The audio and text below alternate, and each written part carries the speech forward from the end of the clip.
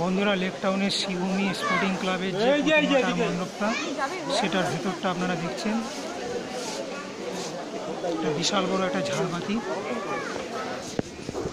এবং এটা যেহেতু মনে করুন দ্বিতীয়ার দিনে কিন্তু মন্দিরটার অলরেডি মণ্ডপটার উদ্বোধন হয়ে গেছে, যদিও এখনও কিছু কাজ চলছে অলরেডি। তার টুকটাক আওয়াজ কিন্তু আপনারা শুনতেও পাচ্ছেন।